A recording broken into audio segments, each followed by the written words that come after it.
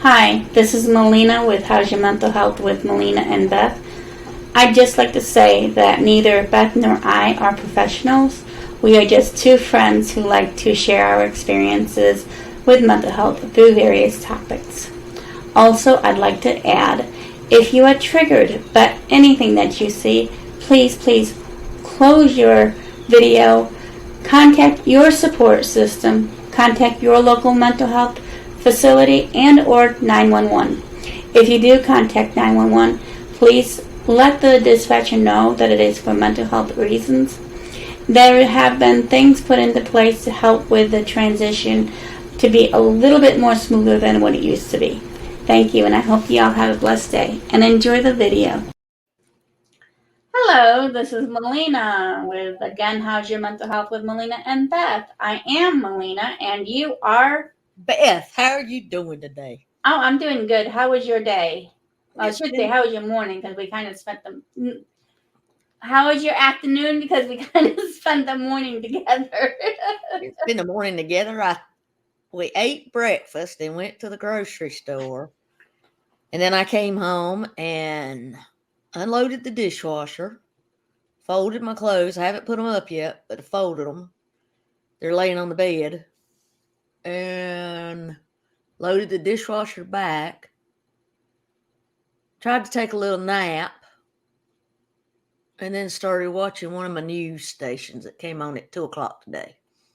Well, I did my walk this morning.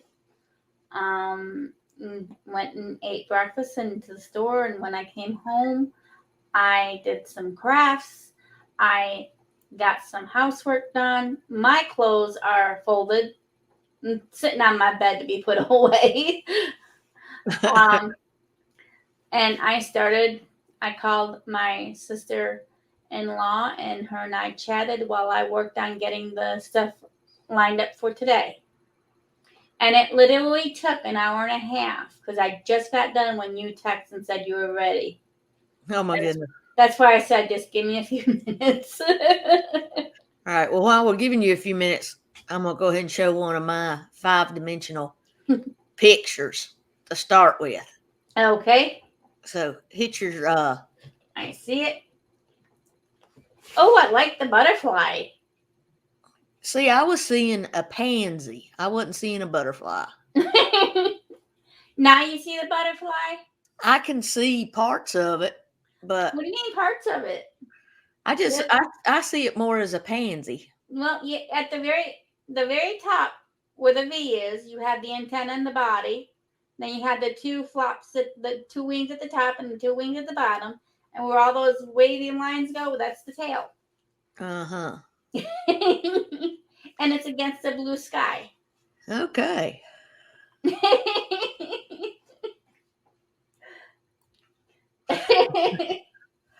And then I'll queue up and be ready for the next one whenever you want to do it. Okay. Today we are talking about a cognitive distortion. Last week we talked about the all or nothing thinking / black or white thinking. And today we are talking about magnification / catastrophizing and minimizing. The magnification is also known as catastrophizing. And then there's the minimization. And they are pretty much opposite ends, but they're polar opposites of one another. The magnification is exactly what it seems to be. And I'm not saying that this is how you should take it, but it's the only way I know how to put it in layman's terms, is making a molehill into a mountain. Okay? And it's usually against yourself. I don't know anybody that does that. No one. It is usually against yourself. Let's say I was in school and I got an A. I got an A on my test paper. I didn't get an A plus, which means I'm going to fail that grade, which means I'm going to fail school, which means I'm not going to get my high school diploma, which means I can't go to college, which means I'm going to be a homeless person on the street. You went from an A on a test, which is fantastic, to a homeless person on the street in the matter of minutes in your own head. Okay? Now, minimization is somewhat the same thing and somewhat not, because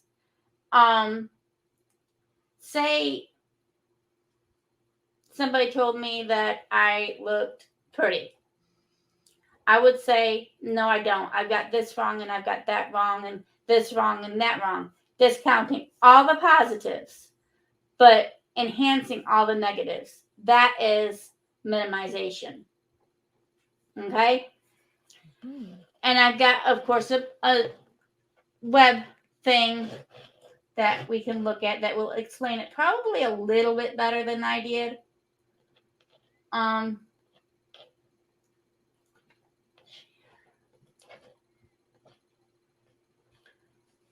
Okay. I don't know if you guys can read that or not. I'm going to just move down to defining the magnification and the minimization, and it will say, when thinking with the cognitive distortions known as magnification and minimization, one of the two things happens. The importance of insignificant events, like a mistake, is exaggerated, or the importance of something significant, such a personal achievement, is lessened. In other words, a person's problems are blown out of proportion while the positive aspects of their lives are ignored. And that's about all we'll put with that one because it sums it up. Now, I've got a nice, it coincides with both the magnification and the minimization, but you look at the placement of where the magnifying glass is. All of the negative is in the hole that you can see, but the positive is just about cut off. That's why it is discounting the positives and enhancing the negatives as far as magnification and minimization.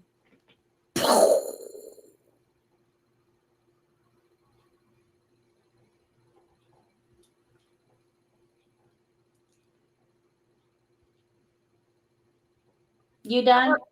I wondered how long you're going to let me blow up my brain. That, seeing as you wanted to start it off, what do you think of this?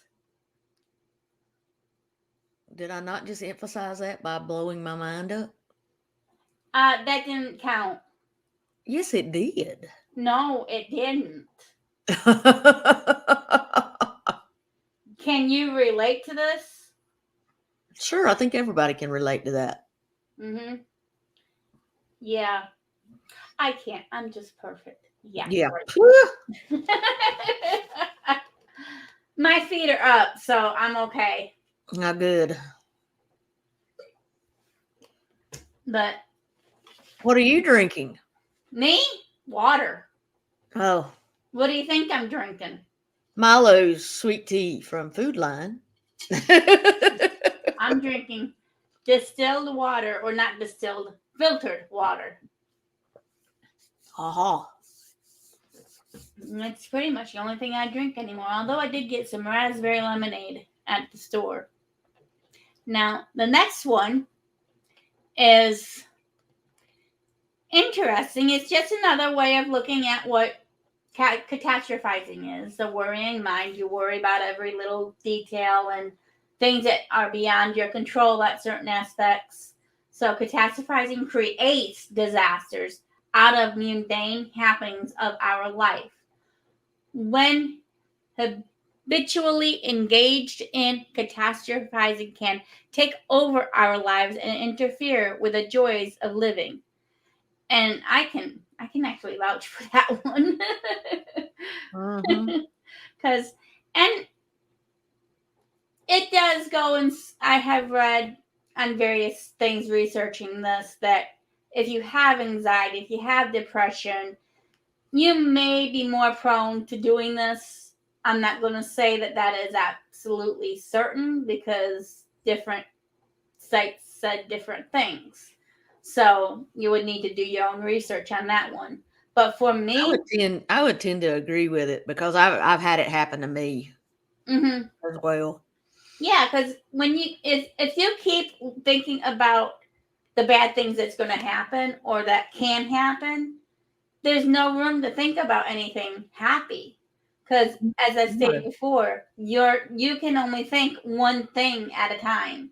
And as you're evolving that negativity, it's going to create the More negativity negativity. for you.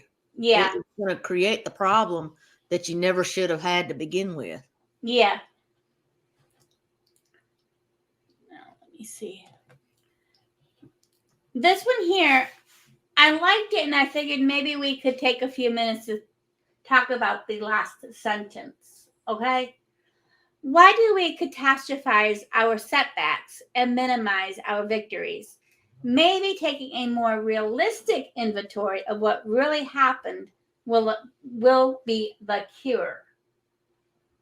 Now, I'm going to say that it may help, but sometimes, especially when you're dealing with, when you are in your depressive state or your whatever state that you're in, it's hard to look at a realistic inventory because you're already in the midst of everything else that's going on. What I had thought about when I had actually read this afternoon, it was just something that had came to my mind. I am a writer. I like to write lists. I like to write things down. And I wonder if it would help to make a realistic inventory of this is what it is today. This is what it is. If something should happen and my reality gets shifted a little bit because of my mental health, going back at this list may help. Now, I don't know if it will. I've never tried it, but that's what came to my mind. What do you think about Beth? That's an interesting thought. Because you're a writer too, so you just don't like to admit it. It goes in spurts. Mine don't generally go in spurts. I do lists. I'm constantly doing something. So, but that was just something that came to my mind when I had read that. Please, in your comments, let me know something that might help you to be able to, when you're in the grips of your illness. Put your email ticker at the bottom. When you're in your grips of your mental illness or whatever it is that you deal with, how do you think you can help yourself maintain a realistic inventory while you're going through what you're going through? Please let me know. Email me, send a comment, whatever you want to do. It was just something that had come to my mind that I could do for myself. Beth, we're going to do one of your things, and I got two more things to look at. Okay. You know, that looks like coral fish. I wasn't even thinking coral fish. I was just thinking a bunch of pansies, flowers. Again, well, it could be, or those boas, the things that ladies wrap around their necks, you know, and a bunch of those laid out together.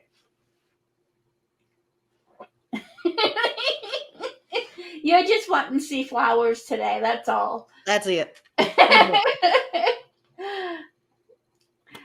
Evidently. Huh? This here is on minimizing, and the picture is very small.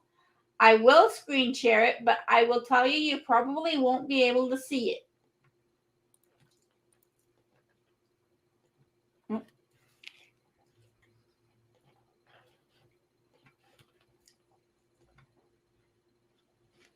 So, can you see it, Beth? I see minimizing positives. Yeah, and see what I have to do to see mine? Automatically discounting or rejecting positive actions or events as if they don't matter. Nothing is ever good enough. and here's where I got my example about the grade. It says, if I studied more, I could have had an A instead of an A minus. So, and I know I have not seen it in my research, so I don't know for sure. But for me, it seems like you want to be perfect when you're trying to minimize your own stuff because nothing's ever good enough.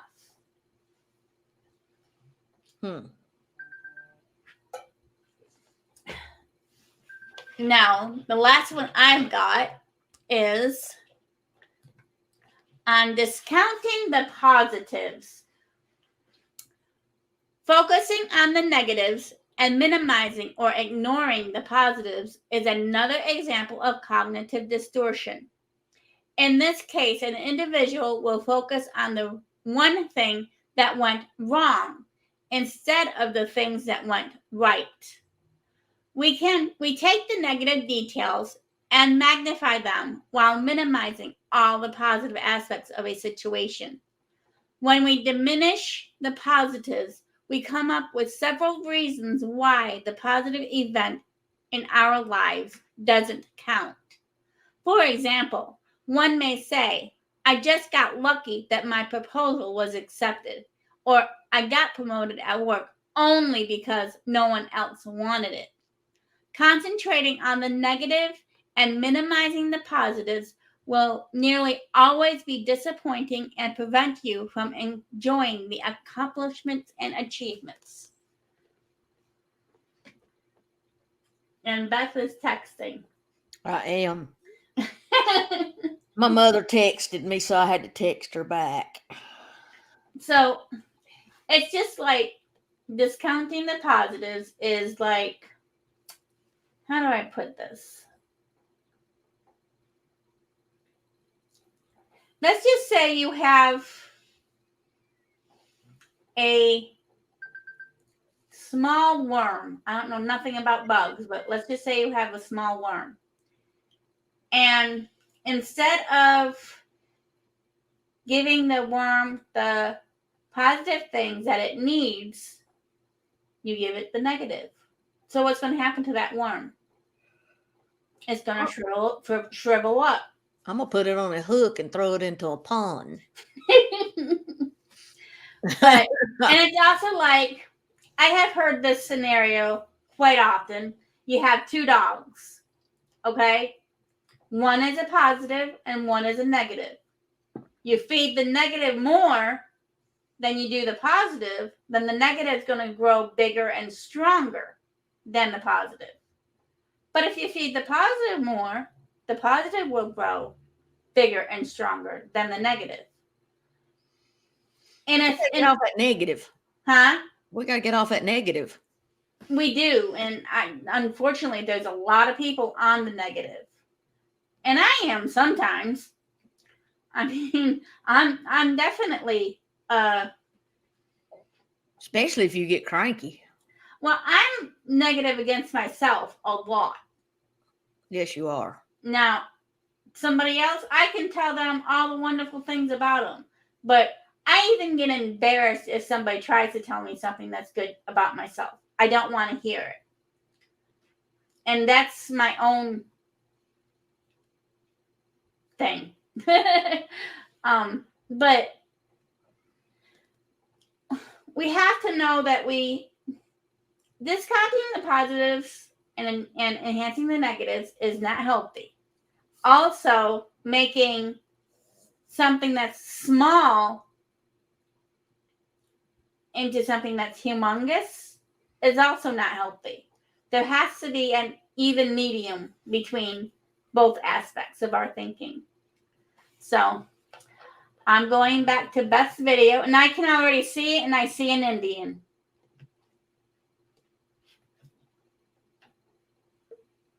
You see what? An Indian with sunglasses, but I see an Indian. It's Michael Jackson. Okay. Now, see, I was going to make fun when you go, oh, it's Michael Jackson. I was going to go, no, it's pansies. Because I just knew you were going to know what the heck it was. You got to think outside the box. I do. See, here's the shoulders. Here's his chin line, his little hair that come down here, his Yeah, sunglasses. and all of this here are the feathers on his head. Yeah, right there. Like his headband, like Indians wear. Yeah. And this here's all the colorful vests and everything that Indians wear. Oh, goodness gracious. Yeah, I see Michael Jackson, but I also see an Indian. One Do you have any others? One more? more. One more for us? Nice, beautiful flowers and butterflies. With a waterfall behind them. Now tell me you can't see that. Where do you see the waterfall? Right here. This mist. No, right here. This mist behind the butterflies. Right here? Yeah. Okay. That looks more like a fence right there. I think it looks like harp strings. We actually agree on a picture. You agree that it might be harp strings? Yeah, I agree it might be harp strings, but do you agree that it's a waterfall back here? No.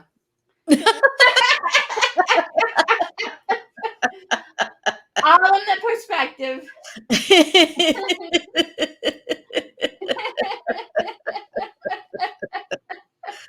Oh my goodness. All I do have one more. Okay, one more.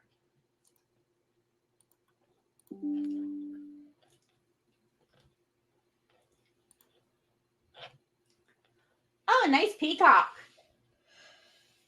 Now I can see that a little bit, but mainly I was looking at, it looks like a cross that comes down. I can see it, but you really have to stretch your imagination on that one. Yeah. I could see these here being like one of those things in the ocean, seashells or something. Mm-hmm. You know, this right here. Right here. Yeah. Both of them, both sides. Yep. I could see those being seashells. But I see a peacock. I really do. Okie dokie. Okay, remember this week it was on magnification and minimization, and you really have to sometimes think about how you are thinking, you know. And for me, that's hard. I mean, think about how you're thinking. How do you think about how you're thinking? It can be done. It can be done because I've had to make that adjustment with the therapist that I've been talking to. The main thing is when there's something that you can't control, there's not a thing that you can do about it. You got to put on the positive aspect of how you're conducting yourself. And when you do that, it changes all the outcomes of anything that you're facing for that day. And you have to know that I don't know who doesn't know the serenity prayer, but it really does hold true. You know, no matter who your God is, you grant me the serenity to accept the things I can change, because there are some things I can change. Grant me the serenity to accept the things I can change. The courage to change the thing. Courage to change the things that I can. I can't. And wisdom to know the difference. Yeah. And that wisdom is what we really need, because sometimes we think we can make a flat table round, and we can't. So sure we can. Chainsaw. I mean, we really need to look at the things that we are able to change and go for it. But those that we cannot change, other people's attitudes, we have no control over what other people want to think or feel. So we need to that's them, I'm me. So I hope you all enjoyed the video. Again, if you want to comment or talk about that one screen that I had shared, more than willing to comment it. Email. Email me. I would be gladly to discuss it. I love discussions. So all I can say is I hope y'all have a nice evening, and I look forward to next week's video. Be good to you.